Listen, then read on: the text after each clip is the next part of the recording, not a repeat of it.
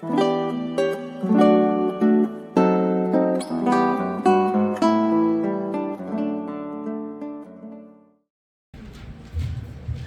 días, hermanos, Dios los bendiga.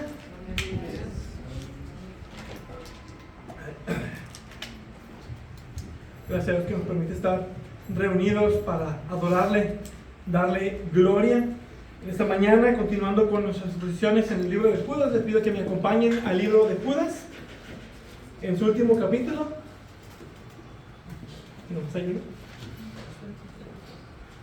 Vamos a estar viendo esta última porción. Como se nos dijo en esta mañana, vamos a estar leyendo los versículos 24 al 25.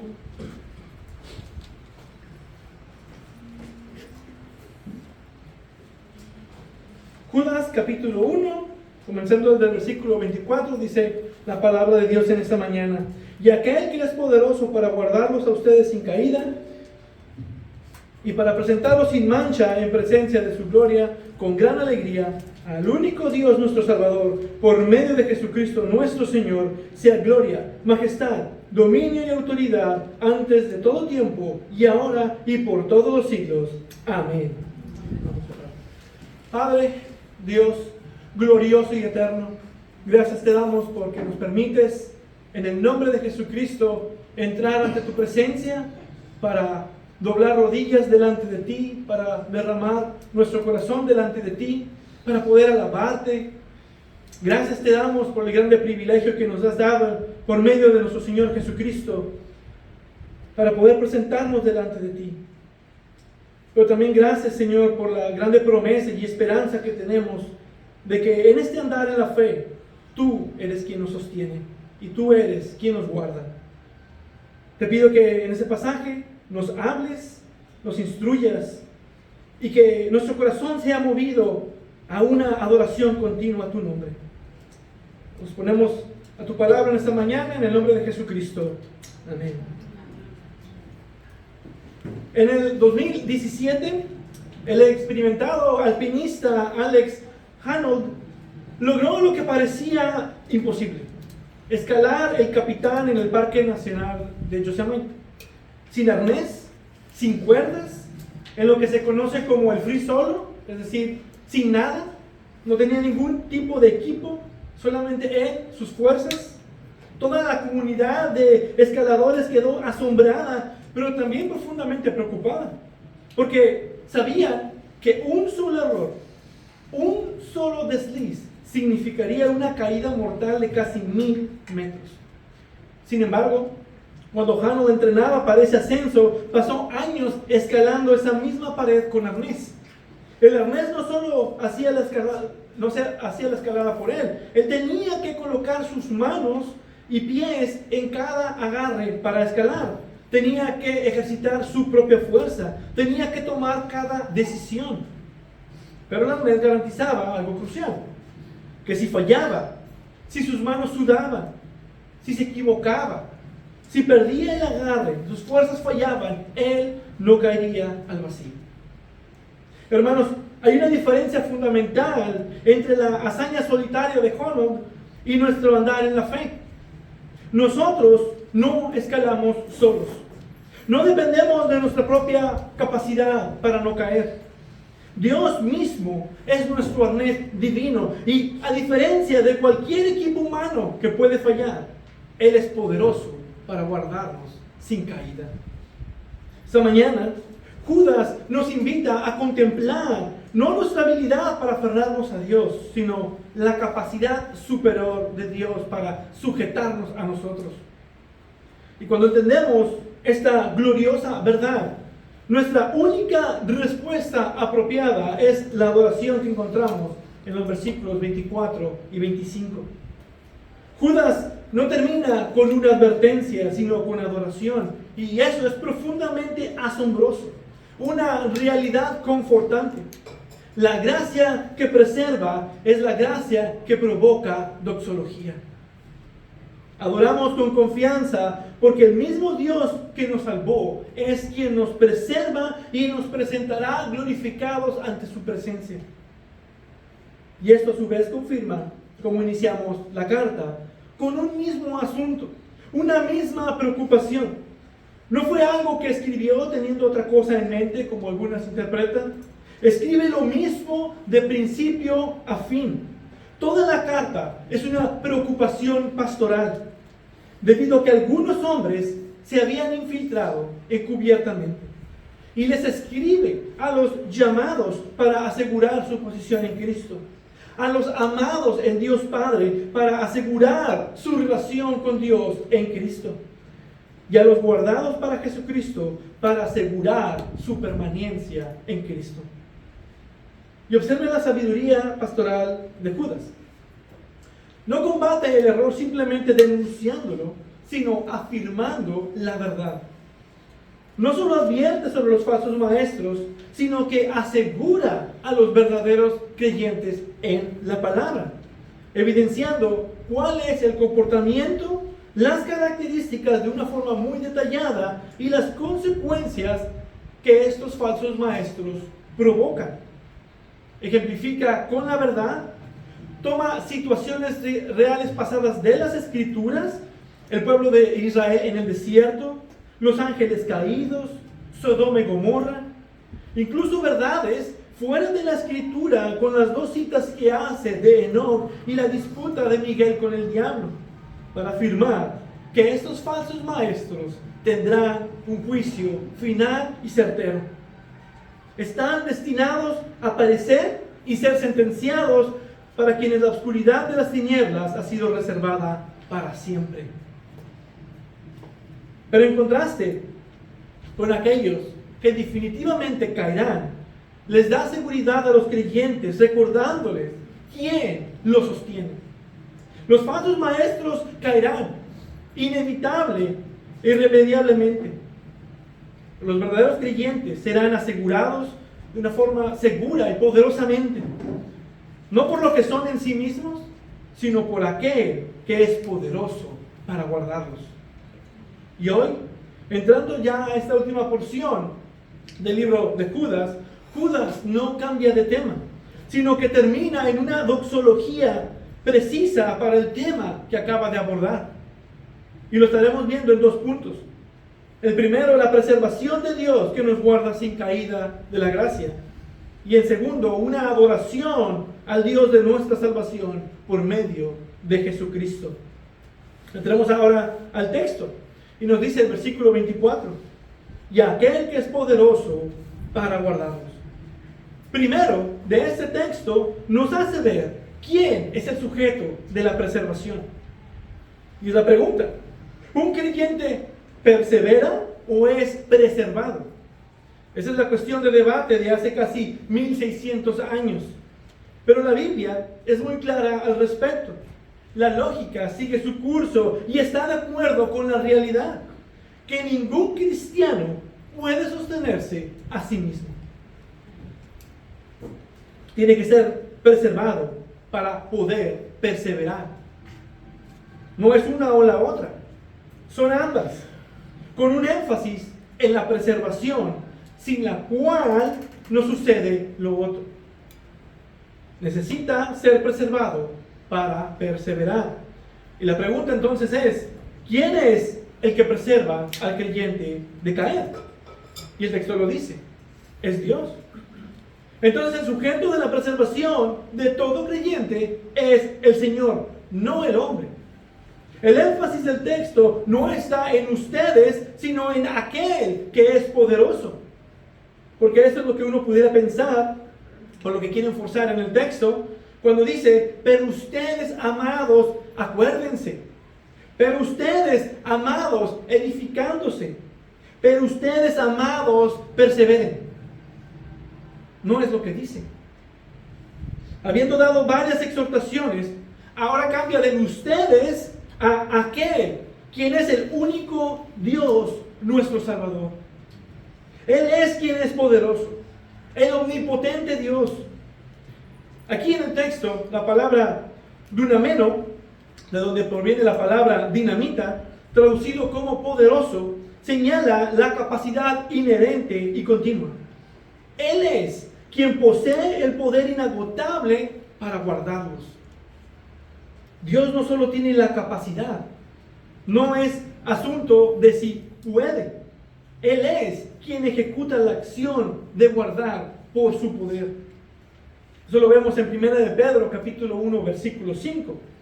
Mediante la fe de ustedes son protegidos por el poder de Dios para salvación que está preparada para ser revelada en el último tiempo. Observen que la fe es el canal, es el medio, pero la fuente de la protección es el poder de Dios. Y ese es el problema del debate, porque los que no aceptan esta realidad de que Dios es quien nos sostiene, afirman que nosotros no creemos en la responsabilidad humana. Pero es todo lo contrario. Afirmamos la responsabilidad humana sin menospreciar la soberanía de Dios. Son dos verdades paralelas que no se pueden mezclar, pero que no se pelean tampoco. Nosotros le amamos porque Él nos amó primero. Nosotros perseveramos en la fe porque Él nos preserva. Nosotros podemos mantenernos firmes porque Él es quien nos sostiene. ¿Sí? En la santificación hay una sinergia. Tanto el creyente como Dios trabajan para lograr la meta. Pero en última instancia, nuestros esfuerzos aún dependen de su fuerza. Y por lo tanto, nuestra salvación solo depende de Él. De lo que Él ya ha hecho, de lo que Él hace y continuará haciendo en nosotros. Esto afirma claramente la perseverancia de los santos. No como una autosuficiencia humana, sino como una obra soberana de Dios. Y eso concuerda con las enseñanzas de las Escrituras. Juan capítulo 10, versículos 28 al 29, habla claramente del tema. Jesús dice: yo les doy vida eterna y jamás perecerán. Observen que el autor de la vida es Cristo, y Él afirma que jamás perecerán. Y luego afirma: y nadie las arrebatará de mi mano. Imaginen, cuando agarran mucho el arroz con la mano, por más fuerte que aprieten, va a haber semillitas de arroz que se caigan. No vas a poder agarrarlo todo. Se empiezan a salir por todos lados. Bueno, no es lo que está diciendo. Está hablando de la seguridad que tenemos de quien nos tomó para Él y nos dio vida, no nos dejará caer, no nos dejará morir. Misma idea, Filipenses capítulo 1, versículo 6.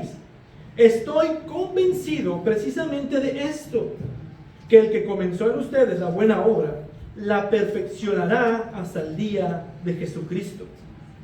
Es una seguridad que si Dios tocó tu vida, jamás te dejará hasta que Él termine lo que empezó. Si Dios nunca terminó, quiere decir que tampoco comenzó la obra. Y esa es la idea que Judas deja. El creyente lucha, obedece y vela, pero no se sostiene a sí mismo. Es sostenido por el poder de Dios. Esa es la verdad. Pero ahora veamos el alcance de esta preservación. Versículo 24 dice: y aquel que es poderoso para guardarlos a ustedes sin caída. Ahora, ¿qué abarca esto de sin caída? Primero que nada, no dice nada aquí acerca del pecado. Esta caída no es cuando cometiste algún pecado y dices: caí en pecado. No está hablando de caer en pecado, porque eso contradice las Escrituras. El cristiano aún tiene pecado, y el que dice que no tiene pecado hace a Dios mentiroso. Primera de Juan capítulo 1. Aún hay pecado en el corazón del creyente, y esto se evidencia por medio de una lucha interna. Romanos capítulo 7. El cristiano aún tiene pecado remanente y lucha contra él. Y la realidad es que a veces pierde. Aún tropezamos, aún caemos. Dice Proverbios 24:16, porque el justo cae 7 veces y vuelve a levantarse. porque son caídas temporales y su frecuencia comienza a ser menos en la vida del creyente. Son caídas que tienden a ser menos recurrentes en nuestra vida, pero suceden. Entonces no es eso de lo que está hablando. Es la misma idea que ya observamos, es caída de la gracia. En ese estado donde ya no hay más salvación, donde pierdes la salvación, por así decirlo. Y es la misma imagen de Juan 10. Jesús nos tiene en su mano y nos levanta como el arroz y de repente se cae ese granito. A esa caída es a que se refiere. Entonces, el texto no significa sin pecado, sino caída definitiva. Judas acaba de advertir que muchos tropiezan. Ahora afirma que los verdaderos creyentes no caerán finalmente, porque a Jesús no se le va a caer ni un grano de lo que Él ha tomado. Es decir, puedes tropezar y seguir a lo mejor a lobos rapaces, a falsos maestros. Te atraparon, caíste en el error, pero si realmente eres creyente, no permanecerás en ese error. El Señor te sacará eventualmente de esas mentiras. Lo mismo pasa con el pecado. Puedes caer en un pecado serio, incluso por años, pero el Señor no te permitirá seguir así. Él hará que te vuelvas a Él porque le perteneces, y Él asegurará que llegues al final. Y ese es el punto, la apostasía. La apostasía es el acto de renunciar, abandonar o desertar públicamente de una religión que antes se profesaba. Es negar la fe, es abandonar tus creencias. Y eso jamás pasará con el verdadero cristiano, porque es el Dios poderoso quien te guarda de abandonarlo y de apostatar la fe. Aún si tienes las ganas o piensas que es lo mejor, ya sea por alguna depresión que estés pasando o por alguna situación difícil, el Señor no dejará tu corazón sin las fuerzas para seguirlo amando sobre todo. Tus fuerzas y tu voluntad pueden flaquear, pero el Señor es nuestra fortaleza. Él es nuestro refugio, roca eterna, quien nos mantiene firmes. Y Él es fiel y hace lo que Él dice. Y Él es todopoderoso para cumplir lo que dice sin problema. De tal forma que incluso puede hablar de nuestro destino eterno como si fuera algo que ya pasó. Y eso lo vemos en Romanos 8:30. A los que predestinó, a estos también llamó. A los que llamó, a estos también justificó. A los que justificó, a estos también glorificó. Algo que comenzó en la eternidad pasada tiene una certeza en la eternidad futura, porque Dios es quien nos guarda. Él también los confirmará hasta el fin, para que sean irreprensibles en el día de nuestro Señor Jesucristo. Fiel es Dios, por medio de quien fueron llamados a la comunión con su Hijo Jesucristo, nuestro Señor.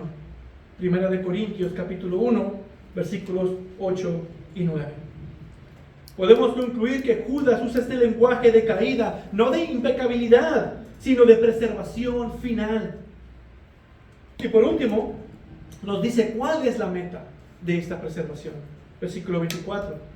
Dice, para presentarlo sin mancha, en presencia de su gloria, con gran alegría. Es Dios quien con su poder nos guarda sin caída definitiva para llevarnos seguros a la meta, para presentarnos sin mancha. Aquí tenemos un lenguaje cultural y escatológico. Presentar implica una aceptación plena ante Dios. No solo llegamos al final, somos presentados como ofrenda aceptable. Pero uno no puede presentarse delante de Dios así nada más. Es necesario ser llamado. Antes, en el tiempo de los reyes, no podías presentarte delante del rey a menos que el rey te mandara llamar. Eso lo podemos observar en el libro de Esther, que incluso ella arriesga su vida por el pueblo al presentarse delante del rey sin ser llamada. Pero podía ser perdonado si hallabas el favor del rey. Y ahí está el asunto. Nosotros tenemos el favor del rey. Tenemos su gracia. Pero además, somos su iglesia, los llamados fuera. Él nos llamó por su gracia en Cristo para que nosotros pudiéramos entrar con confianza ante el trono de la gracia. Entonces, es una realidad que seremos presentados, pero la pregunta es, ¿en qué estado seremos presentados? Y aquí nos dice, sin mancha.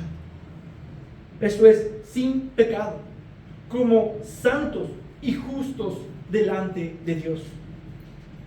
Y eso no es por nuestro propio mérito. Si seguimos la idea, es porque Dios, con su poder, así nos presentará. Él nos presenta como justos, porque en Cristo Dios ya nos declaró como justos. Por la fe, se nos es imputada la justicia de Cristo. Se nos es tomada en cuenta a nuestro favor. Él nos presenta también como santos, porque en Cristo ya no hay condenación. Dios no tiene en su cuenta ningún pecado nuestro. Todo ha sido pagado y perdonado.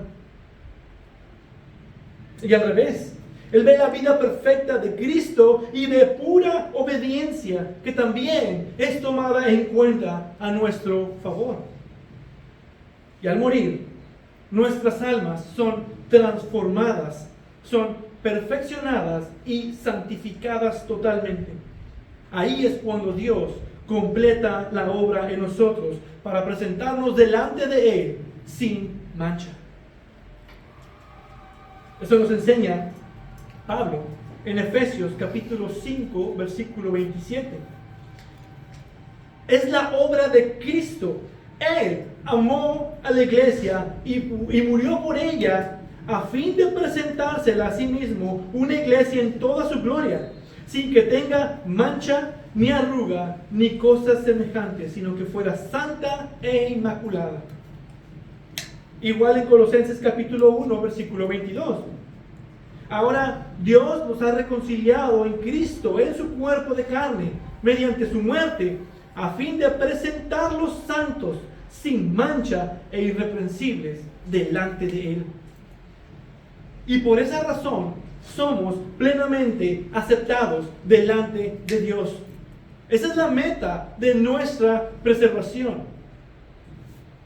Ser presentados delante de Él sin mancha, irreprensibles, santos, justos. Entonces tenemos en ese texto el sujeto, el alcance y la meta de nuestra preservación. Y eso es de gran esperanza para nosotros. Es una realidad bíblica que el creyente no vive sin lucha, sin una continua y ardua batalla contra el pecado remanente, pero vive con esperanza. Eso debe de quedar claro. La perseverancia de los santos no es la ausencia de la batalla, sino la certeza del resultado. Tu esperanza está en que tú harás todo lo que tú puedes hacer con todas tus fuerzas y le dejas a Dios lo demás. Y eso es una verdad. La seguridad del creyente no produce pasividad, produce humildad y gratitud. Pero también esta esperanza produce obediencia. Nuestra esperanza no es simplemente sobrevivir, sino comparecer con gozo delante de la gloria de Dios. Y para eso debemos estar en una obediencia continua, tomando seriamente las advertencias, como decía nuestro hermano Raimundo en la ocasión anterior, esos triángulos de peligro inminente que tenemos en las Escrituras, a las cuales tenemos que poner atención, porque si no, nos pueden hacer caer. Y Judas tiene esto en mente. para hacerles ver quién nos guardará. Aun cuando lleguen los falsos maestros, Dios es quien nos preserva sin caída de la gracia. Y continuando con este pensamiento acerca del que es poderoso para guardarlos, no puede sino terminar en doxología. La seguridad de los santos, la preservación de los santos produce adoración. Versículo 25. Al único Dios nuestro Salvador, por medio de Jesucristo nuestro Señor. Esta doxología es asombrosa y observamos dos realidades aquí. Jesucristo es el Señor, Dios y Salvador. Esa es una verdad de este pasaje. Pero también es por medio de Jesucristo que podemos exaltar al único Dios. Esa es otra verdad de este pasaje. Y dice que Dios es nuestro Salvador, pero no está refiriéndose a Jesucristo particularmente. Esta es una adoración trinitaria por medio de Jesucristo. Dios es nuestro Salvador, porque en la obra de redención, Cristo, Dios el Hijo, es quien ejecuta el plan redentor. Pero quien lo planea es el Padre, y quien lo hace germinar es el Espíritu Santo. Es decir, que el Padre pone el plan en movimiento, el Hijo cumple el plan a la perfección y el Espíritu Santo hace que ese plan sea efectivo. Otra forma de verlo es que el Padre escoge al pueblo y los tiene en su mano y los entrega a la mano del Hijo para morir por ellos sin perder ninguno, y el Espíritu Santo hace efectiva esa obra en cada uno de ellos y ninguno se pierde. Es la obra de la Trinidad. Dios vino a salvarnos, porque así dice el Señor Dios: yo mismo buscaré mis ovejas y velaré por ellas. Ezequiel 34:11. Eso fue cumplido con la obra culminada de salvación de Cristo Jesús. Pero como observamos en este pasaje, el mediador, el medio por el cual tenemos salvación es por Jesucristo nuestro Señor. La segunda persona de la Trinidad, Dios el Hijo, se hizo hombre y habitó entre nosotros y vimos su gloria, gloria como la del unigénito del Padre, lleno de gracia y de verdad. Dios es el Salvador, pero siempre por medio de Cristo. No hay preservación fuera del mediador. Eso es lo que nos explica Hebreos. Por eso, Jesús ha venido a ser fiador de un mejor pacto. Los sacerdotes anteriores eran más numerosos porque la muerte les impedía continuar. Pero Jesús conserva su sacerdocio inmutable, puesto que permanece para siempre. Por lo cual, Él también es poderoso para salvar para siempre a los que por medio de Él se acercan a Dios, puesto que vive perpetuamente para interceder por ellos.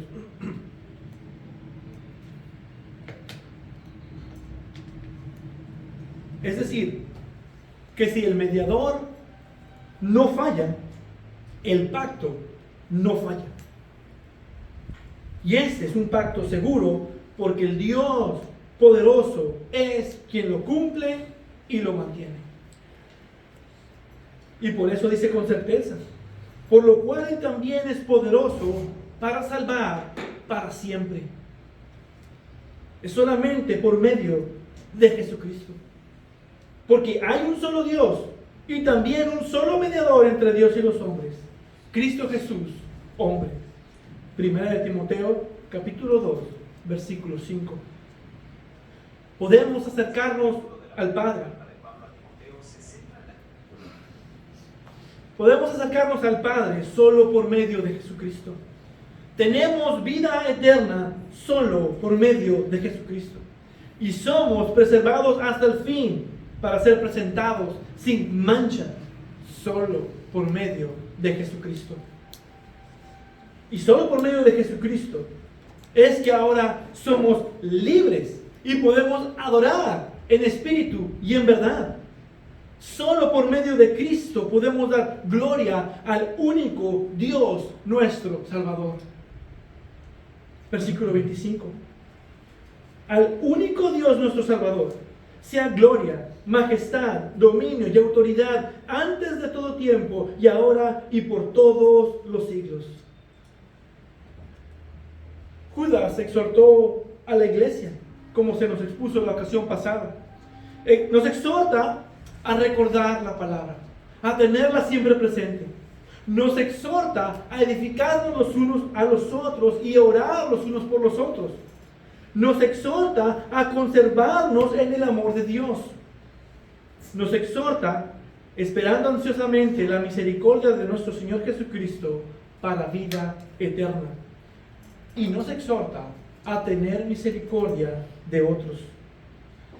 Ahora Judas no exhorta a adorar, sino que él mismo procede a adorar al Dios que nos preserva en nuestra salvación. La doxología es el lenguaje natural de quien ha entendido la gracia soberana. Cuando entiendes que no depende de ti, no puedes más que terminar adorando al Dios Salvador. De aquí podemos ver la amplitud de esta doxología. Primero vemos el primer eje de esta doxología, la gloria de Dios. La gloria no es algo que Dios recibe de nosotros como si eso le faltara.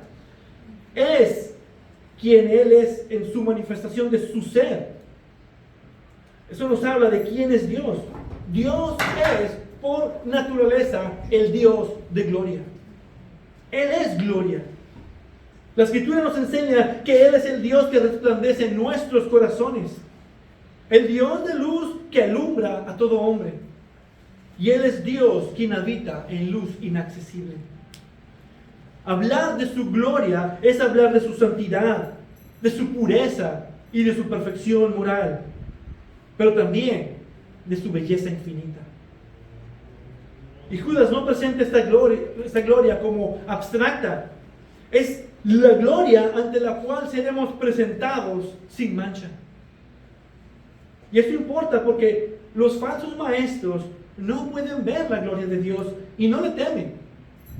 Pero la iglesia verdadera la proclama con temor reverente. En segundo lugar, vemos majestad, que es la grandeza de Dios. Si la gloria apunta a quién es Dios, la majestad apunta a qué tan grande es Dios. Estar en majestad es estar en el puesto más alto. Majestad en el griego es un término de realeza y supremacía. No describe cercanía sentimental, sino una exaltación absoluta. La majestad de Dios nos recuerda que Él no es un Dios doméstico que puede servir a tus intereses mundanos.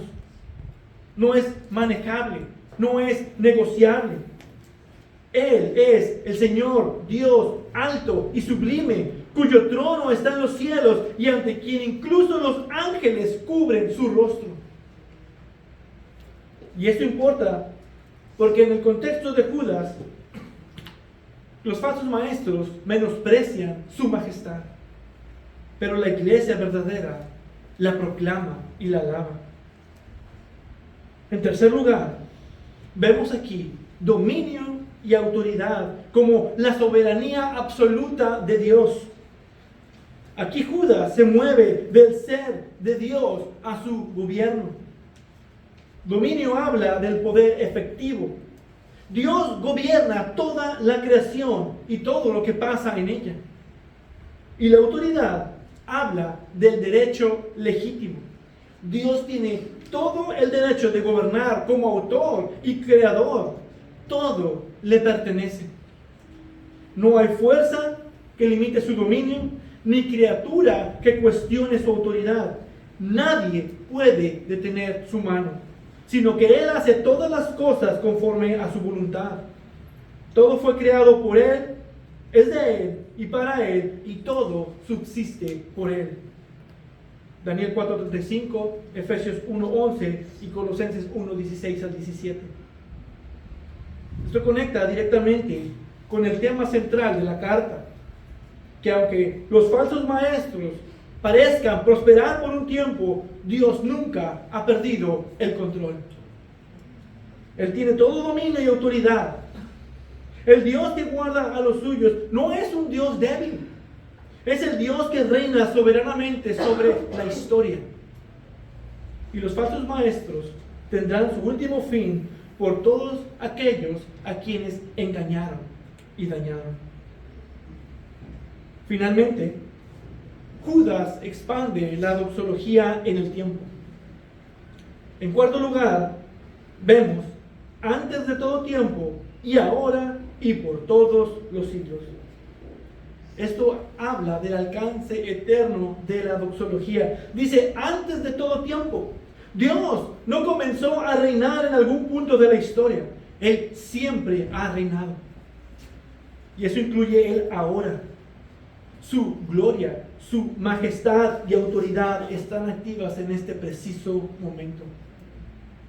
Él está reinando desde la eternidad pasada y continuará reinando por siempre.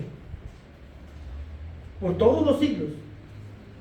Nada la disminuirá jamás.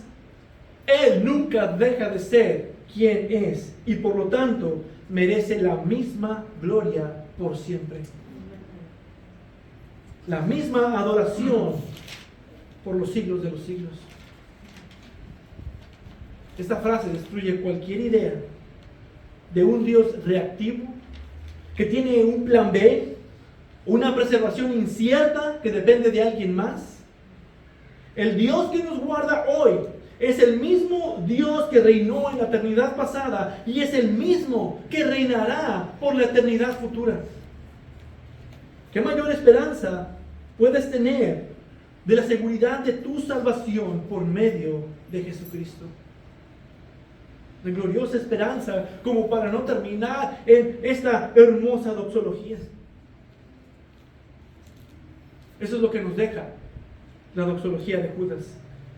Que la seguridad eterna del creyente produce una adoración reverente al Dios que nos salva, nos guarda y nos llevará sin mancha hasta su gloria.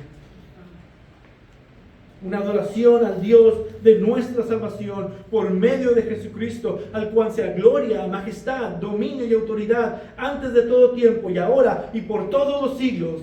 Amén. Para terminar, Judas cierra magistralmente con esta doxología,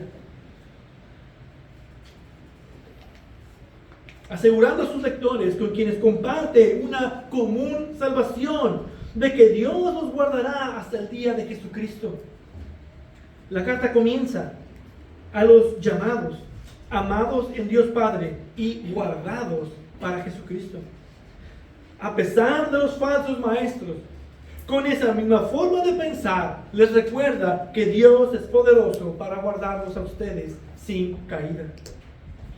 A pesar de que vendrán personas que van a querer lastimar, dividir, causar conflictos, Judas no nos llama a temer el futuro, sino a adorar al Dios eterno. No debemos de preocuparnos por los falsos maestros como si fueran a ganar, pero sí nos llama a velar y a guardarnos de que lleguen entre nosotros. En Números capítulo 6, versículos 24 y 26, la bendición sacerdotal no le pide al pueblo que se guarde a sí mismo. Dice, el Señor te bendiga y te guarde. Judas está diciendo lo mismo, pero desde la obra consumada de Cristo. Lo que en el antiguo pacto era una promesa, aquí es una certeza. Porque el mismo Dios que nos llamó, nos guarda. El mismo Dios que nos guarda nos presentará. Y el mismo Dios que nos presentará merece toda la gloria. Nuestra seguridad no descansa en el tiempo, sino en el Dios que es antes del tiempo, en el tiempo y más allá del tiempo. Ahí es donde descansa nuestra seguridad. En 1927, Charles Lindbergh cruzó el Atlántico solo en un vuelo de 33 horas. Tuvo que mantenerse despierto cada segundo, pilotear cada momento, porque si se dormía, moriría él y todos los que llevaba con él. Todo dependía de él. Pero cuando ustedes y yo volamos, hoy en un continente u otro, ¿qué hacemos? Nos dormimos, comemos, leemos, estamos relajados, vemos alguna película. ¿Por qué? Porque confiamos en que el piloto, a quien nunca hemos visto, nos llevará a nuestro destino. Hermanos, nuestra travesía de la tierra al cielo no es un vuelo solitario, donde todo depende de que permanezcamos despiertos y alertas cada segundo de nuestra vida. Tenemos un gran piloto. Y no es un piloto que podría fallar, que podría cansarse, que podría equivocarse en el uso de los instrumentos. Es aquel que es poderoso para guardarnos sin caída. El mismo que comenzó la buena obra en nosotros la perfeccionará hasta el día de Jesucristo. Es la promesa. Filipenses 1:6. Entonces, ¿significa que podemos vivir descuidadamente? De ninguna manera. Los pasajeros de un avión no intentan abrir las puertas. Al revés, siguen las indicaciones de la tripulación. Así mismo seguimos las indicaciones que se nos ha dejado, confiando en quien nos lleva al destino final. Judas mismo dice: consérvense en el amor de Dios. ¿Velamos? Sí. ¿Contendemos ardientemente por la fe? Sí. ¿Nos guardamos del error? Sí. Pero nuestra llegada al destino no depende de nuestra vigilancia imperfecta, sino de su poder perfecto. Por eso Judas no termina diciendo: esfuérzate más, esfuércense más, sino que termina en adoración. Porque cuando entendemos que Él nos guarda, lo único que podemos hacer es adorarle. Al único Dios nuestro Salvador, sea gloria, majestad, dominio y autoridad, antes de todo tiempo y ahora y por todos los siglos. Amén. Amén. Y amén. Padre Dios eterno, Dios bendito y glorioso, gracias te damos, porque por más que nos esforcemos podemos fallar, pero tú eres fiel, perfecto, roca segura, castillo fuerte. En ti tenemos toda la confianza. Tú cumplirás cada una de tus maravillosas promesas, en las cuales tenemos en Cristo Jesús, de que llegaremos a ese día esperado, de que seremos preservados, guardados para ser presentados como novia ataviada para tu Hijo Jesucristo. Seremos presentados delante de tu gloria y podremos estar firmes, porque tú habrás completado la obra en cada uno de nosotros. Y esa es la confianza que tenemos. La obra de Cristo ya está consumada. Ya estamos viviendo en el ya, pero todavía no.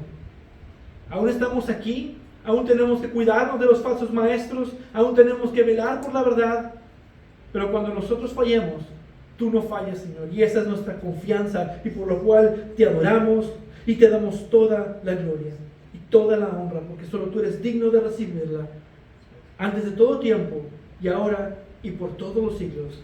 Amén.